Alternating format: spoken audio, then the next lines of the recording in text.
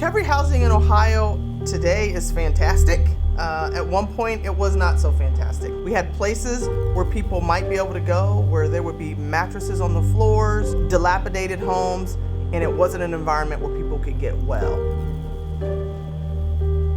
There are many bad actors when it comes to recovery housing.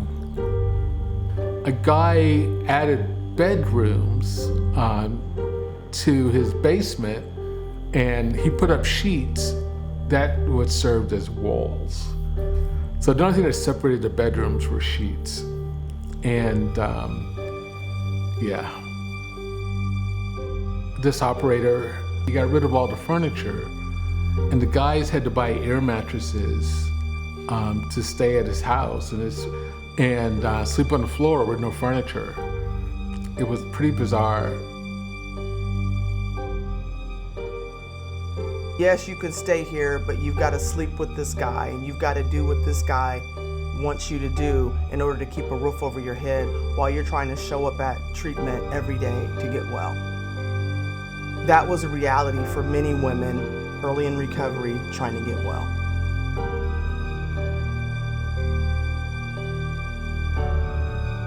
It was a crapshoot, right? Where you ended up, and if you stayed sober.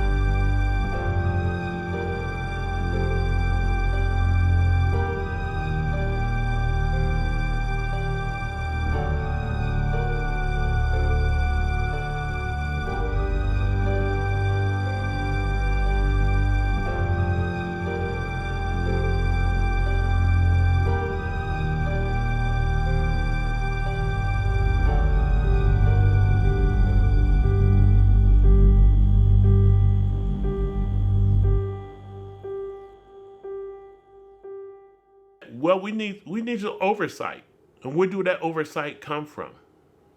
We truly need oversight because people just open up houses and move anybody in and just get the money, and it was an eye-opening to see who really was in it for money and who really was in it to help people.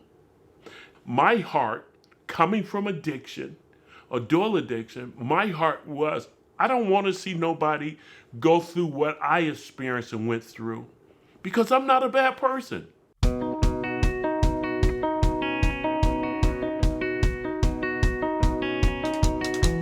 There wasn't really a safe place for people who were operating this housing model, recovery housing, to talk about all of the complexities and the needs of the men and women and families living there, and of trying to run those places in an environment where funding didn't necessarily fit and a lot of the regulations didn't make sense either. So we were just trying to find a safe place for people to talk. So it really built on the recovery movement, frankly. I was, of course, very interested in that because I wanted to know what quality work people do and how we make sure that we do the very best we can for the folks we're serving. So several of us got together and we started building out this housing network. So it was several people from different organizations across the state that worked in recovery housing.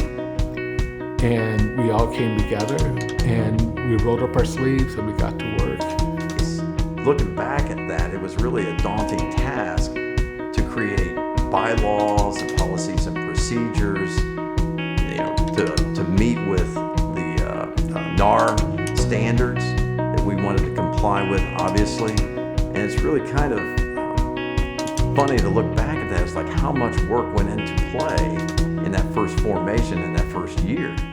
The Ohio Council for Behavioral Health and Family Services Providers was so generous with their support and resources. And so they provided all of the back office support, legal consultation, business advising to help us move from this idea and this coalition and this grassroots movement into a legal entity too. And so it just became this great synergy with legislative support and administration support, but mostly this growing hunger around recovery housing operators and the residents in the recovery community to really put something on the map for Ohio to help them be better at what they were doing and to grow attention and resources for the work. Individually, no one know how this would take place. But collectively, all these lines from across the state come together. Northeast Ohio, Central Ohio, the rural area came together to put this together with the blessing of Lori Chris and Omar, with Alicia and Joy Starr, and put this together, and look where we are now.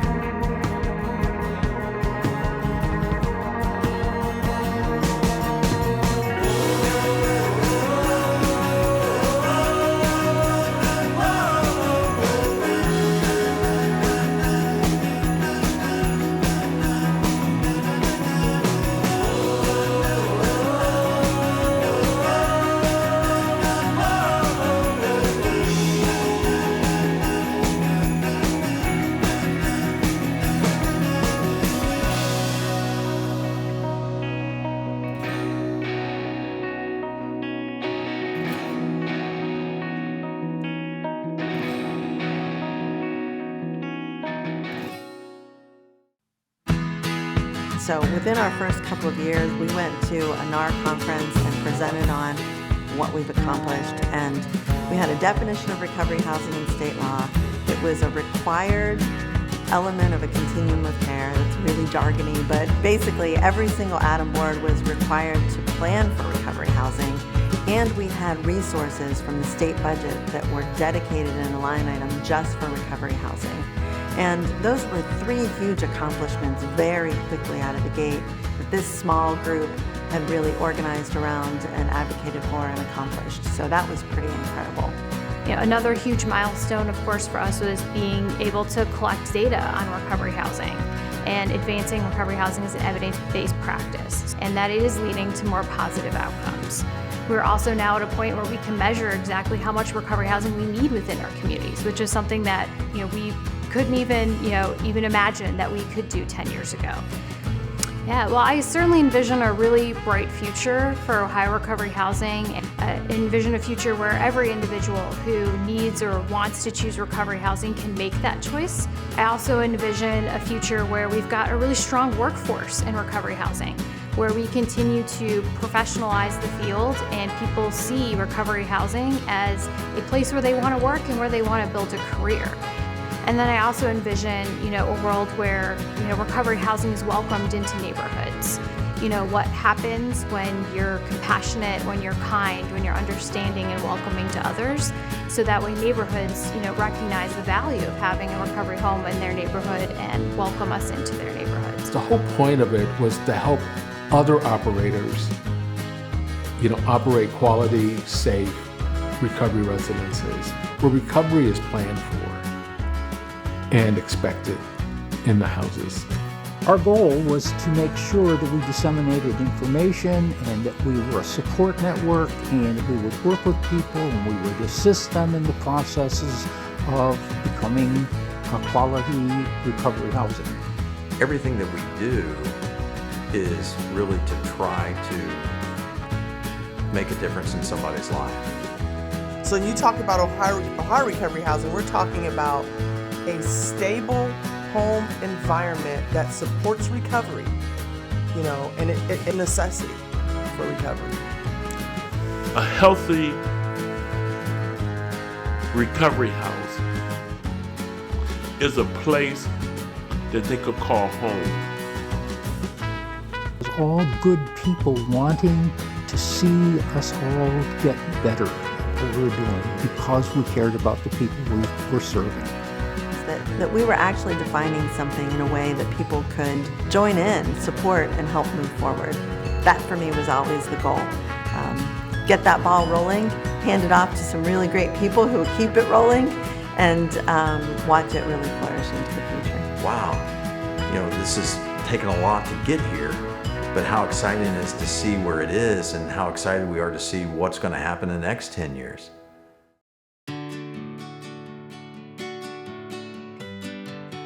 Hello everyone, I am Reba McCrae, the Executive Director of ARC Recovery Services and the President of Ohio Recovery Housing. We just want to take a moment to say thank you to all the people who've believed in us over the years, to celebrate our 10 years as an organization that believes in offering quality standards, best practices for recovery housing for people that are coming out of incarceration or treatment facilities, or even just off the street, to make sure that they have a warm, safe place to stay, a sober environment for them to live in to help them obtain long-term recovery. So we want to say thank you to those who are our peer supporters, who help our people every day, to the house managers who work with our people every day, help manage the houses and run programs and make sure people are getting where they need to be. Thank you to all of our associates across the state who believed in what we were doing, who believed in our certification process, who want to make sure that they also are offering the best quality standards to their people in their homes, believing that this is vital for recovery, that it's a vital part of the continuum of care in people's lives to maintain and gain long-term recovery. Thank you to the board members who've dedicated years and years of their time, volunteering their time, their efforts for this cause, for what they believe in. Thank you to Director Chris and all that she's done to help propel this forward, and her belief in recovery housing and her belief in us as Ohio Recovery Housing. Thank you to all of those who first put this together, struggled along the way trying to make this happen, and had a belief that we could pull this off and offer people the best houses, the best homes, a wonderful place for people to stay, where they could feel safe and have a chance to recover. Thank you. So thank you to everyone from the bottom of our hearts.